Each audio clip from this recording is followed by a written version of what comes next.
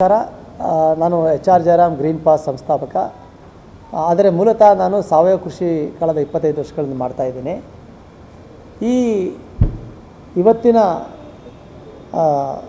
ಏನು ಪರಿಸ್ಥಿತಿಗಳಿದೆ, ಆಹಾರದ ಪರಿಸ್ಥಿತಿ, ಕೃಷಿ ಪರಿಸ್ಥಿತಿ ಮತ್ತು ಆರೋಗ್ಯದ ಪರಿಸ್ಥಿತಿ, ಇವನ್ನೆಲ್ಲ ನಾವು ಸೂಕ್ಷ್ಮವಾಗಿ ನೋಡಿದಾಗ ಒಂದು ಭಾಳ ಮುಖ್ಯವಾಗಿ ನಮಗೆ ಗೋಚರ ಆಗುತ್ತದೆ. ಅದೇನಂತ ಅಂದರೆ, ಈ ಎಲ್ಲ ಕಾರಣಗಳಿಗೂ ನಾವು ಮಾಡುತ್ತಿರುವ ಕೃಷಿ ಪದ್ಧತಿ ಮತ್ತು ನಾವೇನು ಆಹಾರವನ್ನು ಸಂಸ್ಕರಣೆ ಮಾಡ್ತಾಯಿದ್ದೀವಿ, ಯಾವ ಥರ ಫ್ಯಾಕ್ಟ್ರಿಯಿಂದ ಯಾರುಗಳು ಬರ್ತಾಯಿದೆ, ಇದು ಮುಖ್ಯವಾದ ಕಾರಣ ಅನಿಸುತ್ತೆ.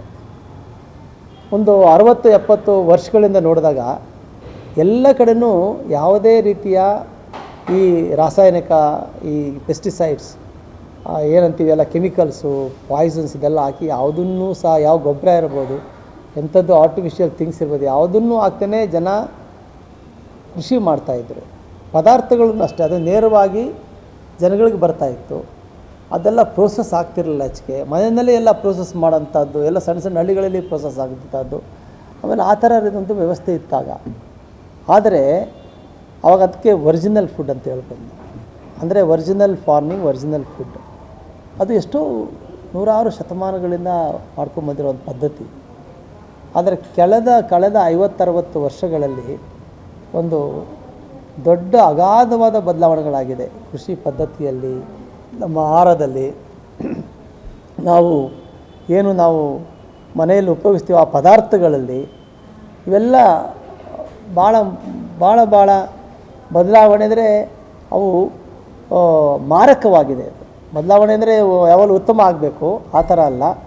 ನಮ್ಮ ಒಂದು ಸಿಸ್ಟಮ್ ಏನಿತ್ತು ಅದನ್ನು ಸ್ಪಾಯ್ಲ್ ಮಾಡಿ, ಅದನ್ನು ಕೆಡಿಸಿ ಒಂದು ಮಾರಕವಾದಂಥ ಒಂದು ವ್ಯವಸ್ಥೆಯನ್ನು ಕ್ರಿಯೇಟ್ ಮಾಡಿದೆ.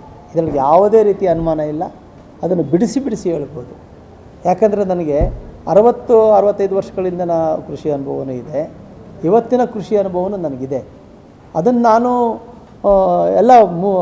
ನಾನೇ ಸ್ವತಃ ಅನುಭವಿಸಿರುವಂಥ ಒಂದು ಅನುಭವಗಳವು.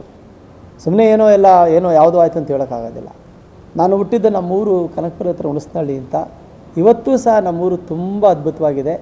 ಅದು ರಾಷ್ಟ್ರೀಯ ಒಂದು ಉದ್ಯಾನವನವಾಗಿದೆ. ನ್ಯಾಷನಲ್ ಏನಾಗಿದೆ, ಅದು ಫಾರೆಸ್ಟ್, ನ್ಯಾಷನಲ್ ಫಾರೆಸ್ಟ್ ಅಂತ ಡಿಕ್ಲೇರ್ ಮಾಡಿದ್ದಾರೆ ಅಲ್ಲಿ. ಅದು ಕನಕಪುರದಿಂದ ಆಚೆ ಹುಣಸನಹಳ್ಳಿ ಅಂತ ನಮ್ಮೂರು. ಎಲ್ಲ ಬೆಟ್ಟ ಗುಡ್ಡಗಳಿದ್ದಾವೆ. ಅಲ್ಲಿ ಯಾವುದೇ ಫ್ಯಾಕ್ಟ್ರಿಗಳಿಲ್ಲ, ಕೆಮಿಕಲ್ಗಳಿಲ್ಲ. ಕೃಷಿಯಲ್ಲಿ ಸ್ವಲ್ಪ ಬದಲಾವಣೆ ಆಗಿದೆ. ಆದರೆ ಇಲ್ಲಿ ಏನು ಬೇರೆ ಬೇರೆ ಕಡೆ ಆಗ್ತಿದೆ ಆ ಥರದ್ದು ದುರಂತಗಳಾಗಿಲ್ಲ. ಅಲ್ಲಿ 60 ವರ್ಷಗಳಿಂದ ನಮ್ಮೂರಲ್ಲಿ ವಿದ್ಯುತ್ತೂ ಇರಲಿಲ್ಲ, ಯಾವುದೇ ಗೊಬ್ಬರ ಬರ್ತಿರಲಿಲ್ಲ, ಯಾವುದೇ ಬೀಜ ಬರ್ತಿರಲಿಲ್ಲ. ಆದರೆ ಊರು ಮಾತ್ರ ಸುಸ್ಥಿರವಾಗಿತ್ತು. ಆ ಅನುಭವ ತುಂಬ ಚೆನ್ನಾಗಿ ನನ್ನ ಕಣ್ಣು ಕಟ್ಟಿದೆ. ನಮ್ಮ ಮನೆಯಲ್ಲಿ ಏನು ಉಪಯೋಗಿಸ್ತಿದ್ದೋ ಅದು ದವಸ ಧಾನ್ಯಗಳಿರ್ಬೋದು, ಕಾಳುಗಳಿರ್ಬೋದು, ಅಲ್ಲಿಂದ ಬರ್ತಾ ನಾವು ಉಪಯೋಗಿಸ್ತಿರೋ ಎಣ್ಣೆ ಇರ್ಬೋದು, ಹಾಲಿರ್ಬೋದು, ತುಪ್ಪ ಇರ್ಬೋದು, ಬೆಣ್ಣೆ ಇರ್ಬೋದು, ನಮ್ಮ ಮನೆ ಕಟ್ಟೋ ಈ ಸಿಮೆಂಟ್ ಗಾರೆ ಅಂತೀವಿ ಅದನ್ನು ಸಹ ಹೇಳ್ತೀನಿ. ಆಮೇಲೆ ತಲೆಗಾಕೋ ಒಂದು ನಾವು ಹೇಳ್ತೀವಿ ಸೋಪ್ ನಟ್ ಅಂತ ಹೇಳ್ತೀವಲ್ಲ, ಅದು ಸಹ ಎಲ್ಲವೂ ನಮ್ಮಲ್ಲೇ ಉತ್ಪತ್ತಿ ಆಗ್ತಾಯಿತ್ತು. ಹೊರ್ಗಡೆಯಿಂದ ಏನೂ ಅಷ್ಟು ಬರ್ತಿರಲಿಲ್ಲ. ಅದೊಂದು ಉಪ್ಪೊಂದು ಬರೋದಷ್ಟೇ. ಆ ಉಪ್ಪನ್ನು ತಂದು ಮಾಡೋರು. ಕೆಲವು ವಸ್ತುಗಳು ಬರ್ತಿತ್ತು. ಯಾವುದೇ ಪ್ಯಾಕ್ನಲ್ಲಿ ಬರ್ತಿರಲಿಲ್ಲ, ಯಾವುದೇ ಫ್ಯಾಕ್ಟ್ರಿ ಥರ ಟಿನ್ಗಳಲ್ಲಿ ಬರ್ತಿರಲಿಲ್ಲ. ಅಂಥೊಂದು ವ್ಯವಸ್ಥೆ ಇತ್ತು. ಅದು ಕೃಷಿಯೂ ಅಷ್ಟೇ.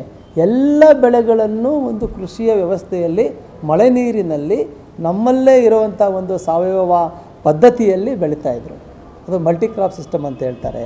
ಅಲ್ಲಿ ಬೇರೆ ಬೇರೆ ಎಲ್ಲ ಬೆಳೆಗಳು ಒಟ್ಟಿಗೆ ಆ ಥರ ಒಂದು ವ್ಯವಸ್ಥೆ ಇತ್ತು. ಅಂದರೆ ಒಂದು ಹಳ್ಳಿ, ಒಂದು ಜನಜೀವನ ತುಂಬ ಸುಸ್ಥಿರವಾಗಿತ್ತು. ಅಲ್ಲಿ ದುಡ್ಡಿಲ್ಲ ಅಂದರೂ ಜೀವನ ಮಾಡ್ತಾಯಿದ್ರು ಜನ. ಇವತ್ತೇನಾಗಿದೆ, ಇಡೀ ಕೃಷಿ ಪದ್ಧತಿ ಹೊರಗಡೆ ಪದಾರ್ಥಗಳು ಇದಾಗಿದೆ. ಯಾವುದೇ ಎಲ್ಲ ರೀತಿಯ ಗೊಬ್ಬರಗಳು, ಎಲ್ಲ ರೀತಿಯ ಏನೇನು ಕೆಮಿಕಲ್ ಔಷಧಿಗಳು ಎಲ್ಲ ಹೊರಗಡೆ, ಬೀಜಗಳು ಸಹ ಹೊರಗಡೆಯಿಂದ ಬರ್ತಾಯಿದೆ. ಆಗ ಕೃಷಿ ವೆಚ್ಚ ಜಾಸ್ತಿ ಆಗುತ್ತೆ. ವೆಚ್ಚದ ಜೊತೆಗೆ ಇಡೀ ಭೂಮಿ ಹಾಳಾಗೋಗ್ಬಿಟ್ಟಿದೆ. ಅಲ್ಲಿ ಬರ್ತಾ ಇರೋ ಪದಾರ್ಥಗಳೆಲ್ಲ ಎಲ್ಲನೂ ಸಹ ಎಲ್ಲ ವಿಷಮಯವಾಗಿದ್ದಾವೆ.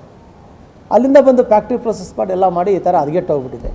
ಸೊ ಅದರಿಂದ ಏನಾಗಿದೆ, ಯಥೇಚ್ಛವಾಗಿ ನಮಗೆ ಕೃಷಿ ಪದ್ಧತಿ ಲಾಸ್ ಆಗ್ತಾಯಿದೆ.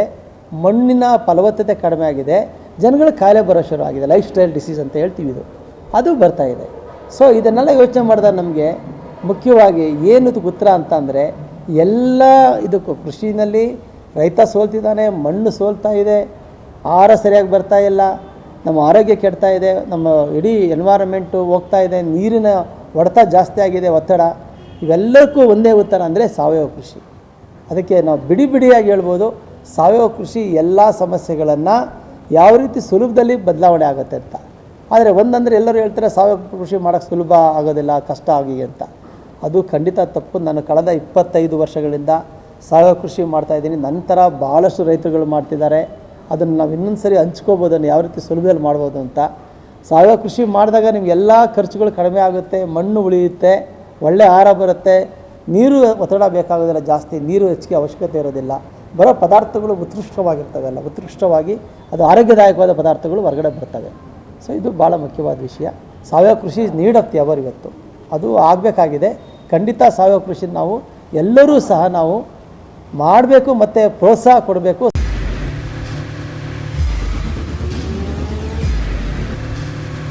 ಪ್ರಜಾಮಾರ್ಗ ನ್ಯೂಸ್, ಇದು ಜನಸಾಮಾನ್ಯರ ಧ್ವನಿ. ನಮಸ್ಕಾರ.